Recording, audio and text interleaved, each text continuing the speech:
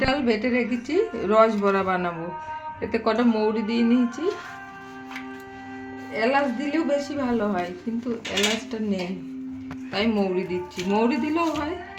একটু লবণ দেবো সামান্য, দিয়ে ফাটিয়ে নেব। সামান্য একটুখানি লবণ দিলাম।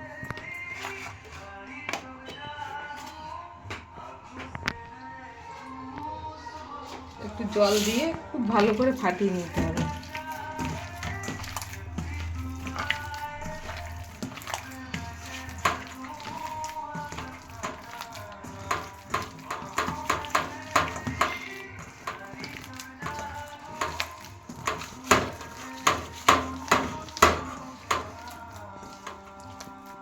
তেল গরম করতে এখনো ফাটানো হয়নি, এটা খুব ফাটাতে লাগে। তেল গরম করতে দিয়েছি কড়াইয়ের দিকে, আর ওইদিকে জল দিয়েছি রস বানাবো চিনি দিয়ে। ফাটানো হয়ে গেছে, যত ফাটানো হবে তত বড়াগুলোর মধ্যেই রস ঢুকবে। আমি দেখছি জলে দিতে দিতে যদি ভেসে ওঠে তাহলে ফাটানো হয়ে গেছে। এই যে ভেসে উঠেছে। জল গরম করতে দিয়েছি, চিনি শিরা করব। এই যে চিনিটা দিয়ে দিলাম, এর মধ্যে দুটো এলাচ থেঁতা করে দিয়ে দিয়েছি। এবারে বড়াগুলো সব করতে দেবো।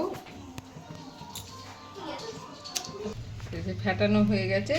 উনুনের গ্যাসটা কিন্তু আস্তে রাখতে হবে, মিডিয়াম। এবার বড়াগুলো দিয়ে দিলাম। দিতে দিতে ভেসে উঠছে বড়াগুলো। এবার রসের মধ্যে দিয়ে দেবো ডাইরেক্ট তুলে। গোল দিতে হচ্ছে।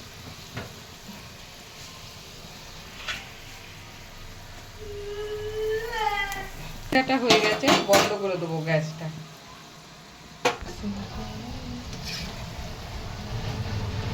বড়াগুলো তুলে নেবো।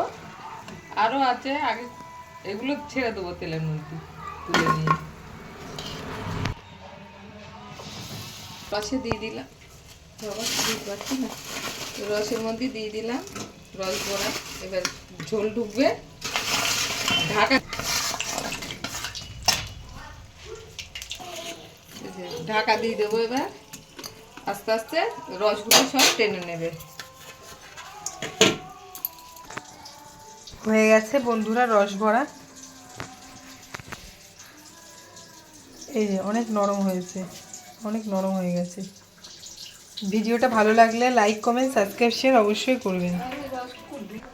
আর একটু পরে এই রসটুকুও থাকবে না, সব শেষ হয়ে যাবে, মানে রসটা ভিতরে ভরে যাবে আর কি। বড়াগুলো বড় হয়ে যাবে। ভিডিওটা ভালো লাগলে লাইক কমেন্ট সাবস্ক্রাইব শেয়ার অবশ্যই করবেন। ধন্যবাদ।